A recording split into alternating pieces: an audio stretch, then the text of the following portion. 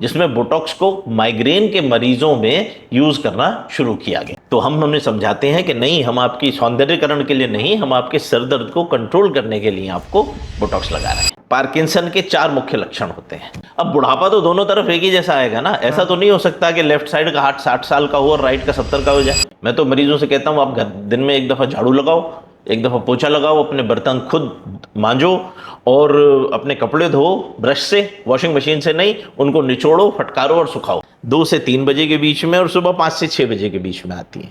इसके बीच में आपको गहरी नींद चाहे तो भी नहीं आएगी। इसीलिए तो कहते हैं ना, new smoking is your mobile.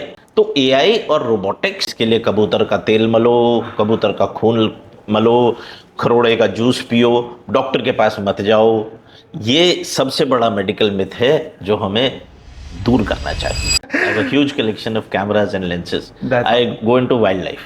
That's awesome. And sketching. Great. But sketching come, photography बहुत हो।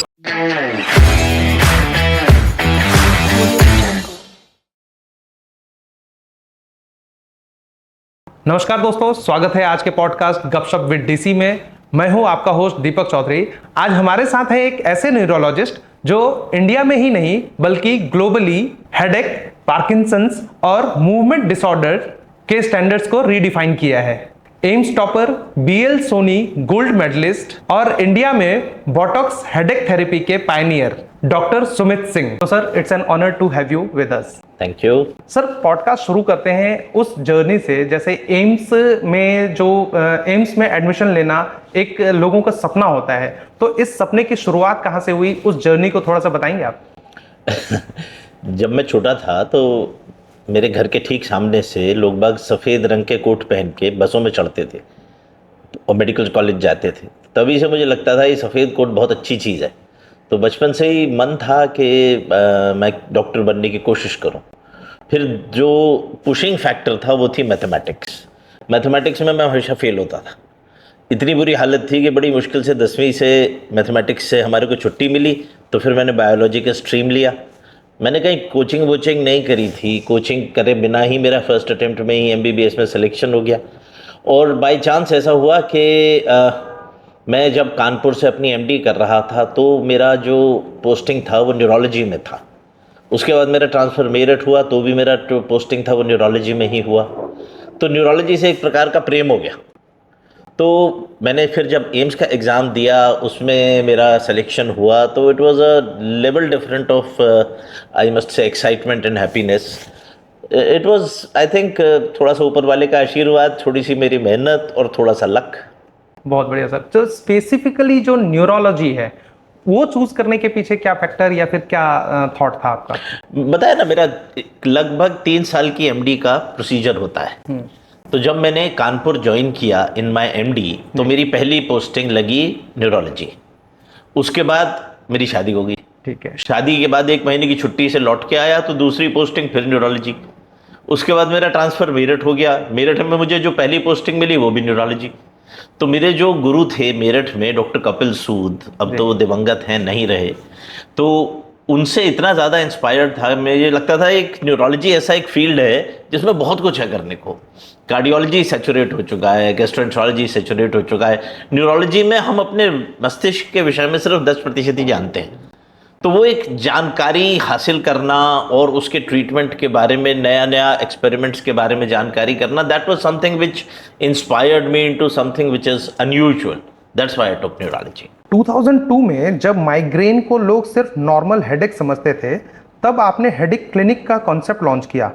क्या रेसिस्टेंसी या क्या चैलेंजेस उस समय आपने फेस किए इस चीज़ के लिए? देखिए, सबसे बड़ी प्रॉब्लम हेडेक को समझना है। लोग बाग हेडेक को ही हेडेक समझते हैं, पर्टिकुलरली डॉक्टर्स। आपको सुन के आश्चर्य होगा कि इस वक्त हिंदुस्तान में 3,000 साढ़े 3,000 न्यूरोलॉजिस्ट्स हैं, जिसमें से मुश्किल से 1% हैं जो हेडेक पे फोकस करना चाहते हैं।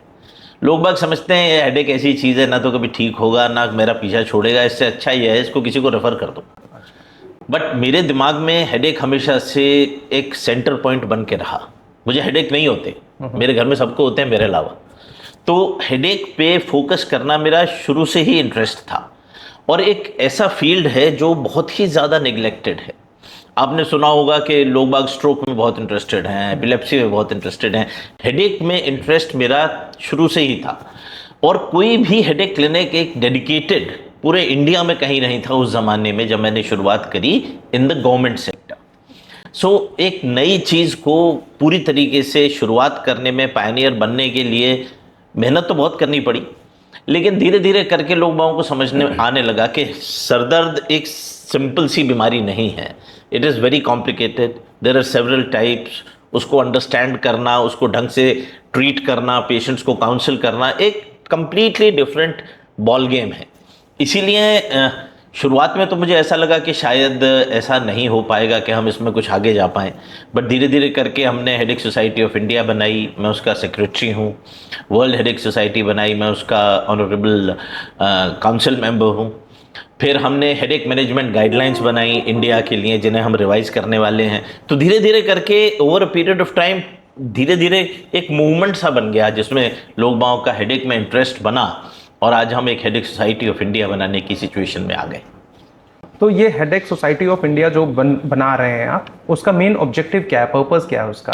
देखिए, ऐसा है कि हर आदमी छोटे मोटे काम करता रहता है। उन कामों को एक पर्टिकुलर प्लेटफॉर्म पे प्रोजेक्ट करना, और हेडेक के फील्ड में दुनिया में क्या हो रहा है उसको हिंदुस्तान में बताने के लिए एक बॉडी होना चाहिए। जैसे स्ट्रोक सोसाइटी है, मूवमेंट डिसऑर्डर सोसाइटी है, एपिलेप्सी की सोसाइटी है।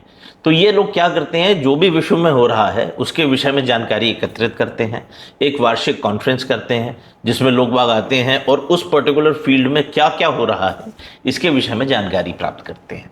अब आपको सुन के आश्चर्य होगा, एपिलेप्सी पूरे विश्व में सिर्फ 0.5% लोगों को है, स्ट्रोक 2 से 3% लोगों को है, लेकिन माइग्रेन 20% लोगों को है। तो आप सोच के देखिए, हिंदुस्तान की आबादी है 140 करोड़।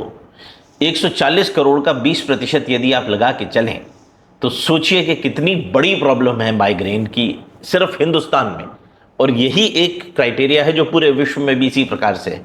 तो आप सोचिए कि पूरे विश्व की यदि आबादी कितनी है, उसका 20% लोगों को सरदर्द है, उसके लिए कोई सोसाइटी नहीं थी इंडिया में। तो इसीलिए ये सोसाइटी बनाना आवश्यक हुआ। तो बेसिकली सरदर्द को एक, या हेडेक को एक नॉर्मल डिजीज मान के लोग अवॉइड भी करते हैं, लेकिन लॉन्ग रन में ये काफ़ी ज़्यादा हार्मफुल हो सकता है या होता है, तो उसके अवेयरनेस के लिए एक पॉइंट ऑफ व्यू हम रख सकते हैं इस चीज़ के लिए, ये भी एक पॉइंट ऑफ व्यू रखा जा सकता है। बिल्कुल सर, बोटॉक्स जो है वो नॉर्मली ब्यूटी इंडस्ट्री के नाम से जाना जाता है, आपने कैसे प्रूव किया कि इसे हेडेक और मूवमेंट डिसऑर्डर्स ट्रीट हो सकते हैं? ये बिल्कुल गलत फहमी है कि बोटॉक्स सिर्फ ब्यूटी के लिए दिया जाता है। यस, स्त्रियां खूबसूरत बनने के लिए बोटॉक्स लगवाती हैं, अपनी उम्र छुपाने के लिए बोटॉक्स लगाती हैं, लेकिन बोटॉक्स का एक पूरा पैराफर्नेलिया है जो सिर्फ मेडिकल एस्पेक्ट पे फोकस करता है। जैसे किसी की गर्दन ऐसे ऐसे करके टेढ़ी हो जाती है, उसको सर्वाइकल डिस्टोनिया बोलते हैं, उसमें बोटॉक्स बहुत कारगर है, हम 25 साल से लगा रहे हैं।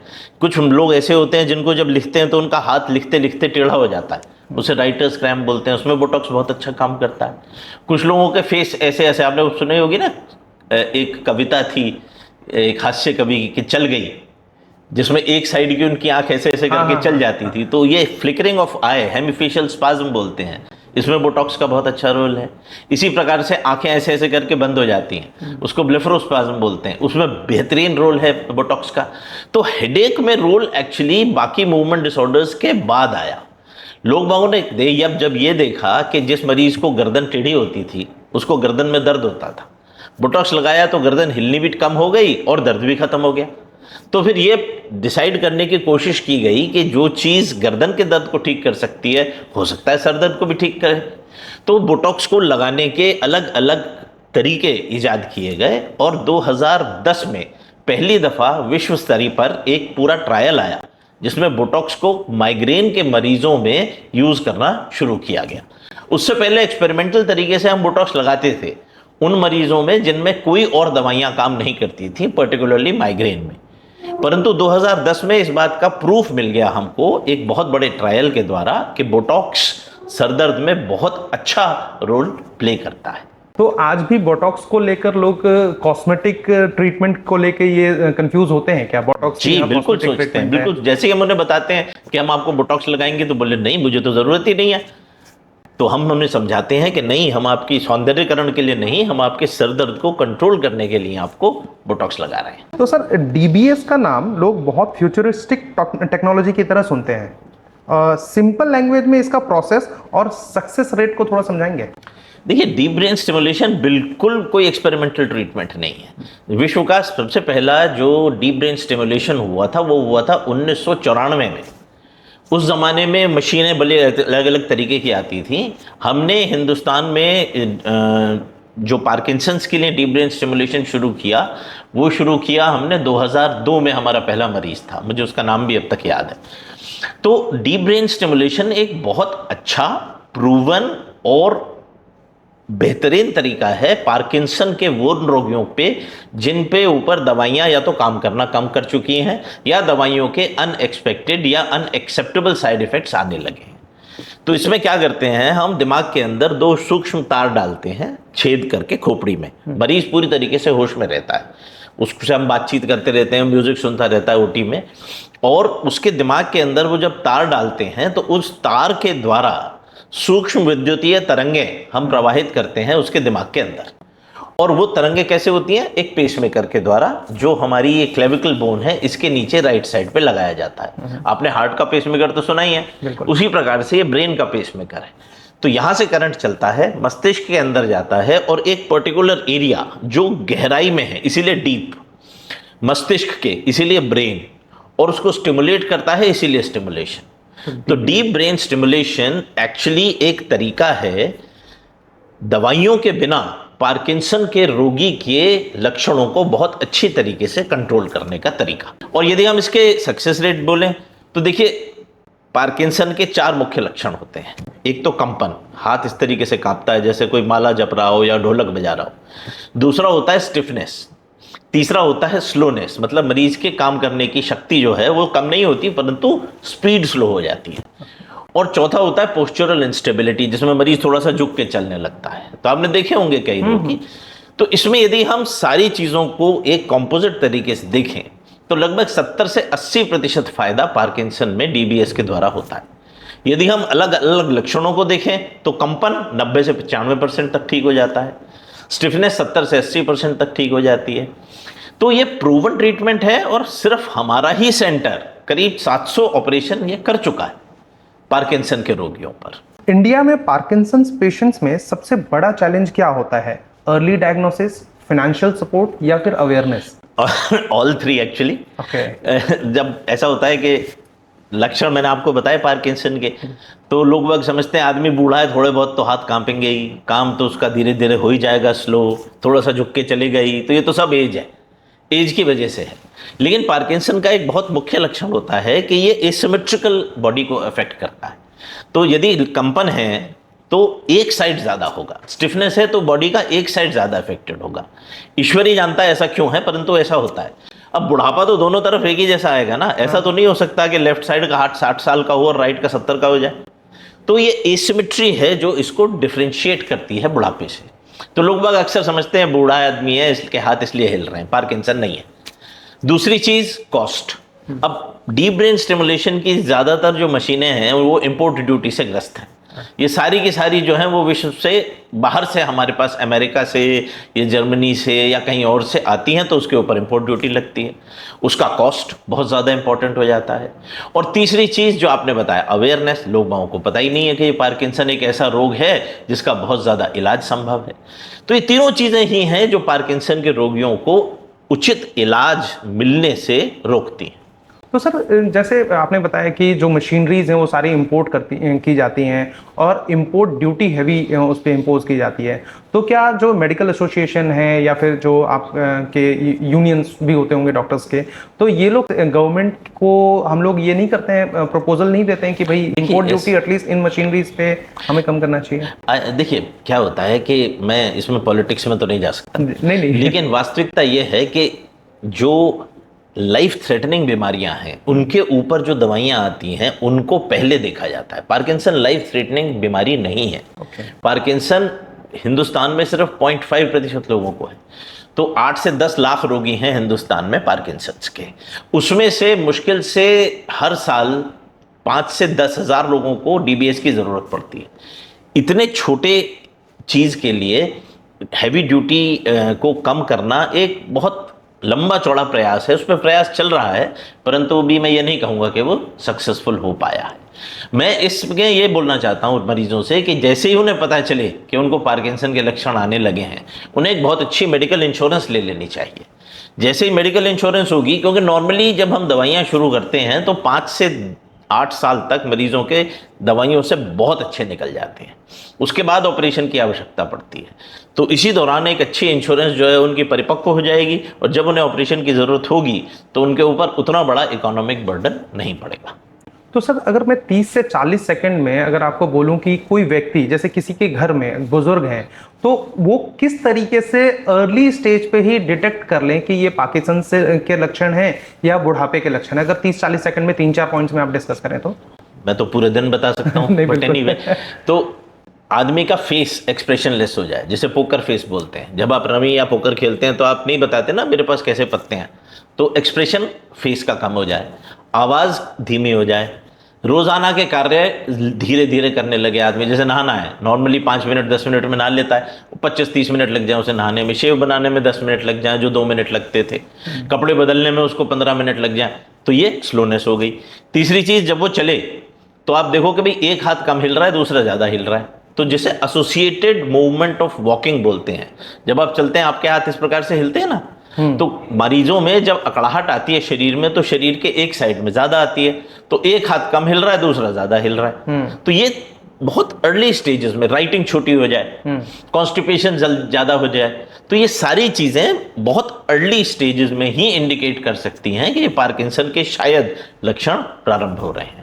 तो ऐसे केसेस में इनिशियल लेवल पे ही अगर कोई भी परिवार अपने डॉक्टर से कंसल्ट करता है कि हाँ ये पार्किंसंस है, वो ज़्यादा बेटर रहेगा कि उस चीज़ को बिल्कुल सही बात है, बिल्कुल सही बात है, परंतु अर्ली ट्रीटमेंट का मतलब क्योर नहीं है।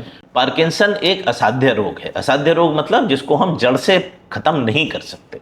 हाँ, दवाइयाँ यदि लेते रहें तो उस पर दवाइयों का असर बहुत अच्छा आता है, और जब तक मनुष्य जीवित है या रोगी जीवित है तब तक वो पूरी तरीके से एक प्रोडक्टिव लाइफ जी सकता है पार्किंसन में, यदि वो टाइम से ट्रीटमेंट ले और ट्रीटमेंट लगातार लेता रहे तो। और लगातार ट्रीटमेंट देने की वजह से हो सकता है उसको सर्जरी की भी जरूरत ना पड़े। ऐसा यूजुअली नहीं होता। अच्छा, आप ये समझ लीजिए कि 5 से 7 साल के बाद ज्यादातर रोगियों को ऑपरेशन की जरूरत पड़ती ही है।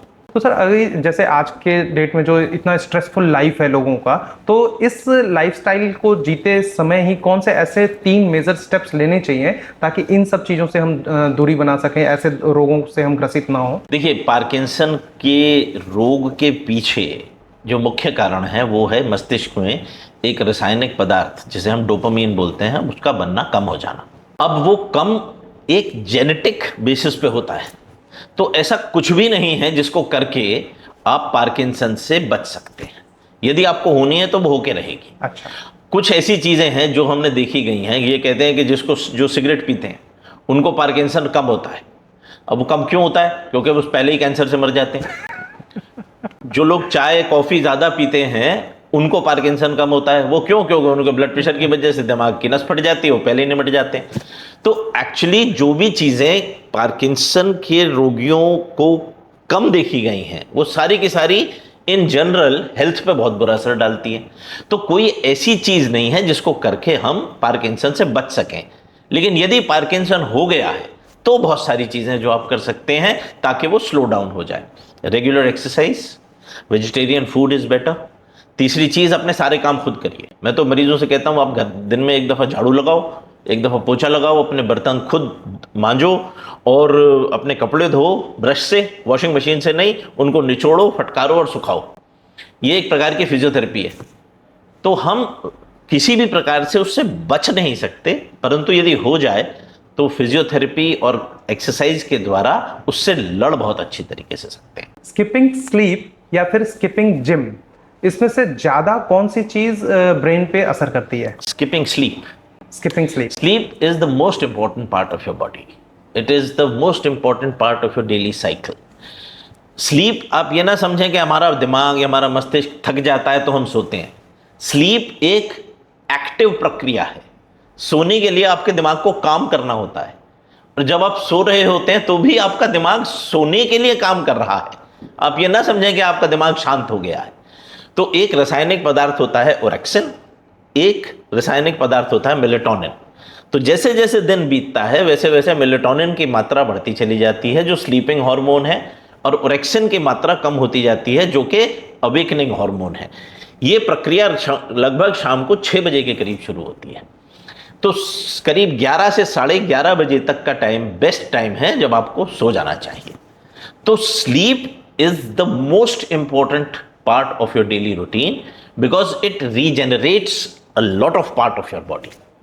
जितनी भी दिन में सारे शरीर के अंदर अड़गड़म झगड़म रासायनिक प्रक्रिया होती रहती हैं, उन सबको शांत करने का काम स्लीप के द्वारा होता है। स्लीप साइकिल को बहुत बड़े मात्रा में आज के डेट में हम देखते हैं, क्या बच्चे, क्या बूढ़े, क्या बुजुर्ग, सभी मोबाइल की वजह से स्लीप साइकिल उनका बहुत खराब हुआ है। तो ऐसे लोगों को आप क्या सजेशन देना चाहेंगे? वो जो नहीं कर पाएंगे, मोबाइल छोड़ दीजिए। जब आप सोने जाएं तो आपके पास कुछ भी ऐसा नहीं होना चाहिए जिससे आपको ये पता चल जाए कि टाइम क्या हुआ है। जब आप सोने जाएं तो मोबाइल हटा दीजिए, आसपास से घड़ी हटा दीजिए, टीवी उस कमरे में होना ही नहीं चाहिए जिसमें आपको सोना चाहिए। और जब आप सोने जाएं तो ये सोच के जाएं कि मैं सोने जा रहा हूँ, मैं लड़ाई करने जा रहा हूँ नींद से, ये सोच के जाएंगे तो नींद आएगी नहीं। तो हमारे यहाँ सबसे बुरी प्रॉब्लम यह है कि जब हम लेटते हैं तो हमारे हाथ में मोबाइल होता है, दिन भर के व्हाट्सएप मैसेजेस, उनका रिप्लाई, फिर फेसबुक उसका रिप्लाई, फिर इंस्टा उसका रिप्लाई, फिर ट्विटर उसका रिप्लाई, फिर लिंक्डइन उसका रिप्लाई। तो ये सारे रिप्लाईज जो हैं ये आपकी पहली स्लीप साइकिल जो 11 साढ़े 11 बजे के करीब आनी है उससे हटा देते हैं। जैसे ही वो वाली साइकिल गई तो अगली साइकिल 3 बजे आएगी। तो 11 बजे से 3 बजे के टाइम में आपकी नींद डिस्टर्ब्ड ही रहेगी क्योंकि वो टाइम ही नहीं है जब नींद आनी है। तो जो 3 साइकिल्स आती हैं वो 11 साढ़े 11 बजे के बीच में, 2 से 3 बजे के बीच में और सुबह 5 से 6 बजे के बीच में आती हैं। इसके बीच में आपको गहरी नींद चाहे तो भी नहीं आएगी। उन लोगों को आप क्या सजेस्ट करेंगे जो कहते हैं कि भाई मैं मोबाइल इसलिए देख रहा हूँ या देख रही हूँ कि मुझे नींद आ जाए? मुझे बिल्कुल गलत है, ये बिल्कुल गलत है। यदि आप मोबाइल देखेंगे तो आपका मेलेटोनिन लेवल कम हो जाएगा क्योंकि आपकी आंखों से जो तरंगें जाती हैं, किरणें जाती हैं लाइट की, वो आपके मस्तिष्क के एक पर्टिकुलर एरिया को स्टिमुलेट करती हैं। वो इंफॉर्मेशन भेजता है उस एरिया को जहां पे मेलेटोनिन बन रही है कि भाई अभी तो लाइट जल रही है, अभी सोने का टाइम नहीं आया। तो इसीलिए आपकी नींद उड़ जाएगी जब आपका स्क्रीन टाइम बढ़ जाएगा। इसीलिए तो कहते हैं ना, new smoking is your mobile. तो दोस्तों आपने देखा कि किस तरीके से स्लीप साइकिल को बेहतर करने के लिए आपको सबसे पहले अपने आसपास से उन चीजों को हटाना है जो आपको या तो समय बता रहा हो या आपके आंखों में लाइट का प्रभाव डाल रहा हो। सर, अगले 5 साल में न्यूरोलॉजी में एआई या फिर रोबोटिक्स आने के बाद ड्रास्टिक चेंज आने वाला है। इस पर आप कुछ अपना वक्तव्य जाहिर करेंगे? देखिए, artificial intelligence is something which will help us treat the diseases better. वो डॉक्टरी को कभी भी ओवरटेक नहीं कर पाएगा, वो हमें असिस्ट करेगा, वो हमें इंफॉर्मेशन देगा। हम लोग AI क्योर करके एक पूरा वो है सिस्टम जो हम यूज़ करते हैं अपने हॉस्पिटल में फॉर स्ट्रोक, जिसमें हम आर्टिफिशियल इंटेलिजेंस के द्वारा हम उसको जो किस मरीज को स्ट्रोक हुआ है उसकी सारी डाटा को फीड कर देते हैं। तो हमें AI ये बता देता है कि भाई इस मरीज को यहाँ पे स्ट्रोक हुआ है और इस वक्त इसकी स्थिति ये है। तो हम अपने सिस्टम को पूरी तरीके से जागृत कर देते हैं कि इस प्रकार का एक रोगी आ रहा है और उसे हमें किस प्रकार से ट्रीट करना है। बट वो ट्रीटमेंट सिर्फ डॉक्टर ही दे पाएगा। तो AI और रोबोटिक्स हमें सहायता करेंगी प्रिसीजन लेवल पे पहुंचने में।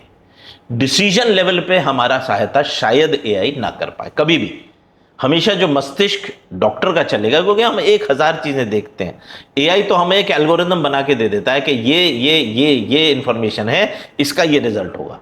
हम उसी रिजल्ट को 25 अलग तरीके से सोच के देखते हैं। और सर, इस आज के डेट में जो कोई स्टूडेंट न्यूरोलॉजी फील्ड में आना चाहता है उनके लिए कोई मैसेज देना चाहेंगे आप? सबसे इंपॉर्टेंट चीज है हिस्ट्री। हिस्ट्री मतलब हम लोग ये कहते हैं कि यदि आपको दिखाई नहीं देता, यदि आप बोल नहीं सकते, यदि आपके हाथ नहीं है, यदि आपके पैर नहीं है, यदि आप सिर्फ सुन सकते हैं, तो यदि आप न्यूरोलॉजी के रोगी के विषय में उसकी बातें सुनते रहेंगे, तो कोई भी कारण नहीं है कि आप एक्यूरेट डायग्नोसिस ना बना पाए।